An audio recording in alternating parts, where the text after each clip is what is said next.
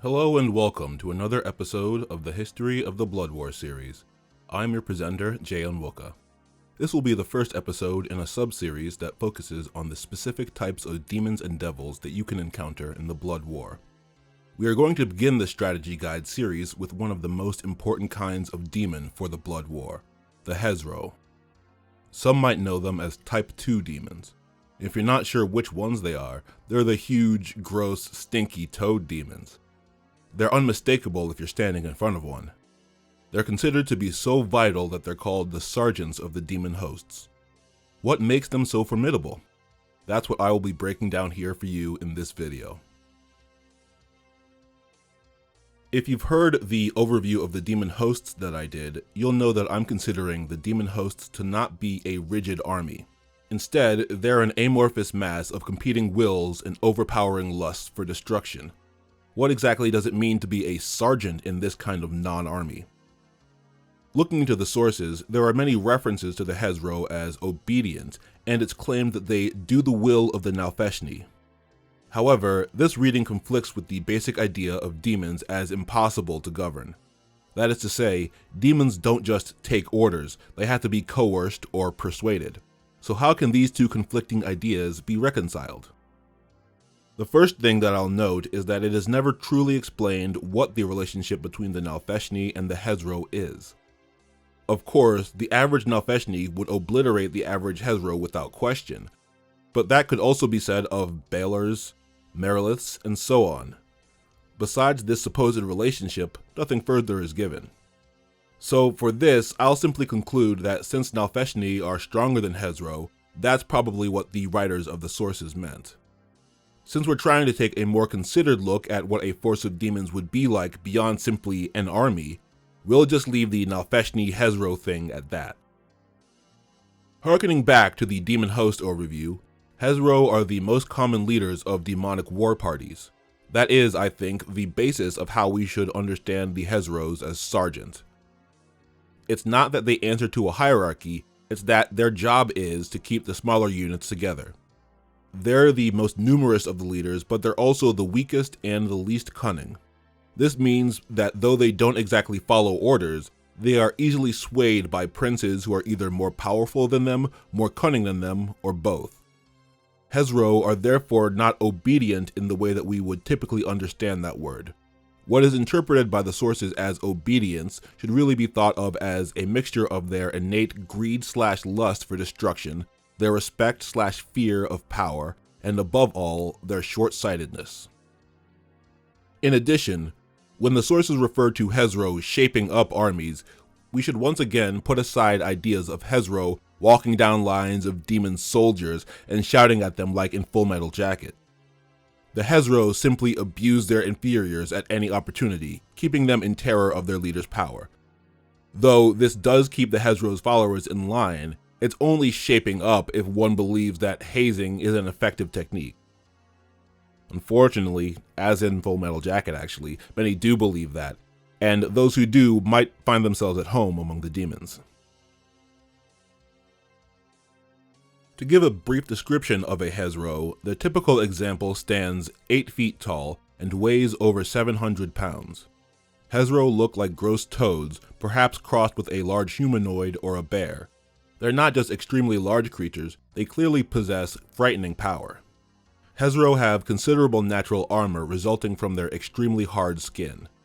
In fact, they take moderately less damage from all sources except for purifying energy, and they are completely immune to electricity and most poisons.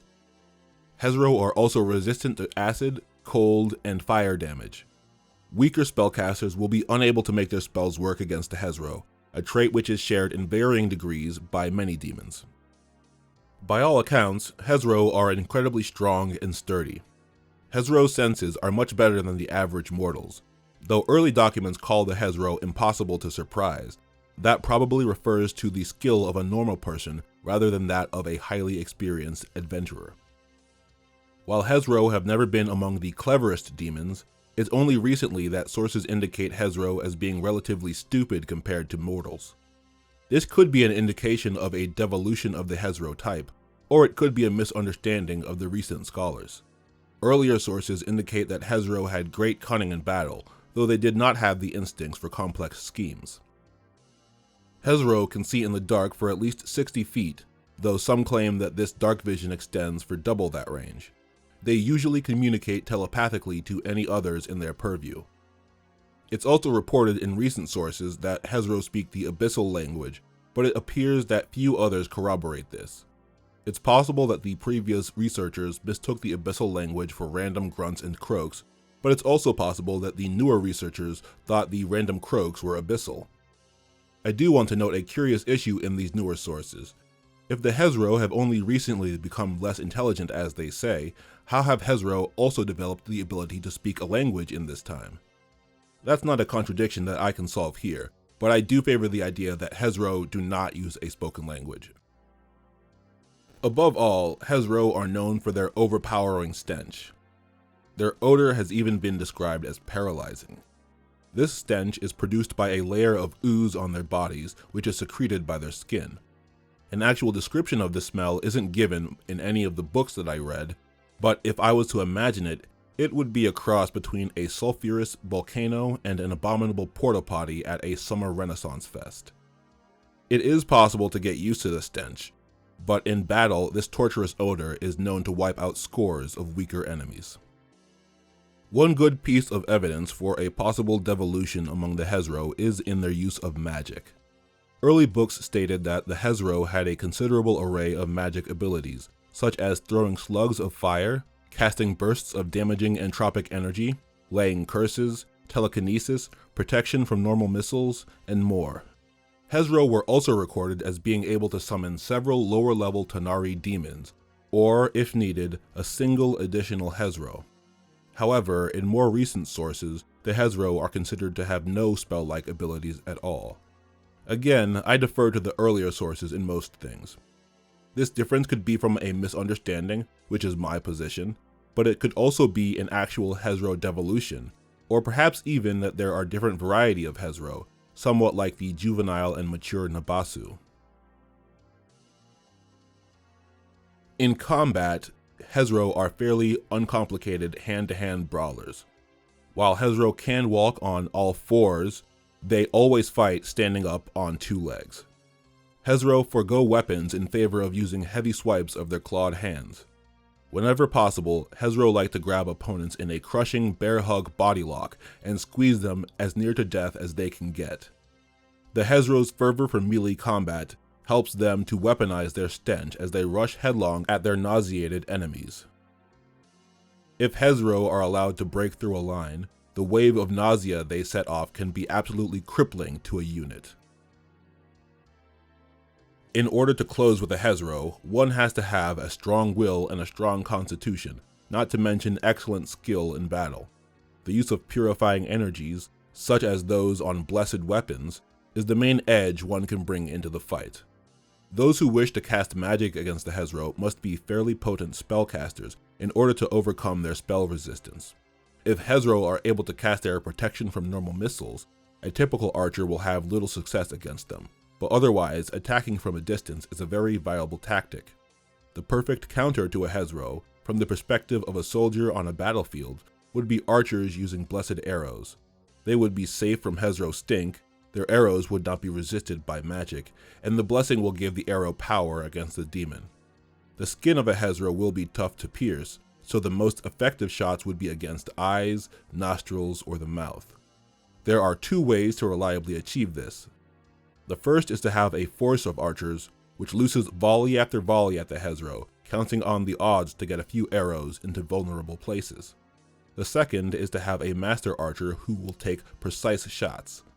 Either way will probably be available if you are facing Hezrou on the battlefields of the Blood War. Most often, Hezrou will be encountered as leaders of a war party. Sometimes, a group of 2 to 4 Hezrou will cooperate in herding dretches, mains, and rudderkin along to add to their power in a battle. The role of these herded thralls is to occupy the enemy, while the Hezrou take delight in smashing and clawing. Hezrou are also known to lead large parties of Jovoks, Bulezau, and Zavuts into battle. Some Hezrou specialize in quote-unquote conscription for greater hosts. leading parties of Babaus to whip deserters and layabouts alike into a fighting unit. It isn't impossible to find a unit of 10 or more Hezrou together as a single group, but it is unlikely, especially since Hezrou are known to revolt if they aren't allowed to or aren't able to satisfy their destructive urges on those around them. Hezrou are called cunning in battle by most documents. In my view, this is a reference to a knack for exploiting opportunities and not getting bogged down in stalemates. That is to say, it's different than the cunning of a Merilith, which is more about setting up plots and deceiving others. For Hezrou, they are cunning enough to see and attack an enemy weak point, but they would never consider that they could be exposing their own side in the process. They don't think on a level much above their own present interests. This makes Hezrou extremely easy to lure into an ambush. The main defense against this is for them to be ruled by a sufficiently powerful demon prince who gives specific instructions and inspires terror in those who disobey. This must always be measured with promising the Hezrou that they will be able to devour and destroy sometime very soon. Even with both, Hezrou are as likely to break ranks as they are to stick to the plan.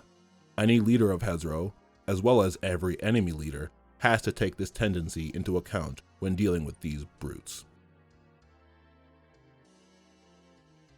Before I wrap things up, I do want to make a sort of unscripted note here, because I recall that one of the older sources lists the Hezrou as taking something called a dark walk, and I wanted to address this for somebody who may have come across this in their reading. What it basically says is that several times a century, it doesn't give any, plan or anything like that, but several times in a century, Hezrou are able to plane shift out of the abyss. And when they do this, they typically offer themselves up to mortals and basically make a Faustian bargain, saying that they will provide some service, basically in return for the mortals, dire service in return. And generally, when that is not able to be given, they will trap the mortal's soul. The reason I want to address this is because I think this is this is a piece of lore that doesn't really fit with the rest of what a Hezrou is. We'll leave aside whether Hezrou can actually plane shift like that for the moment, and just deal with the actual actions of what this Dark Walk is. We're saying that Hezrou are now offering themselves up to mortal spellcasters and giving them some kind of service. I'm not saying that Hezrou couldn't provide a service, but remember that Hezrou are these gigantic, disgusting beings. A mortal is not likely to accept the help of a Hezrou unless they know and already want to deal with that. But that number is going to be probably pretty low. And also, the fact is that Hezrou are not shown to have this kind of foresight or planning in any other thing. In fact, most of the sources specifically say that Hezrou aren't able to commit these kinds of schemes, so they wouldn't even be thinking in the way to decide that they want to, engage in this kind of pact. I'm not saying that Hezrou aren't smart enough to know what a pact is. I'm just saying that if a Hezrou was able to plane shift up to the material plane, it seems much more likely to me that they would spend their time there destroying as much as they could and dealing as much as pain as they could and devouring what they could, because that is what is given as their primary goals in all of the sources. And I think that fits better with what a demonic essence is. Now, with that all said, I will wrap up this episode. The Hezrou are an extremely important type of demon to become familiar with if you're planning to get into the Blood War. Demon forces of any size will always have Hezrou in their ranks, driving their minions into savage combat. I hope that you found this interesting and informative. Any support you can give would be greatly appreciated. This has been the History of the Blood War series. I am your presenter, J Onwuka, and I appreciate that you've watched this far in the video.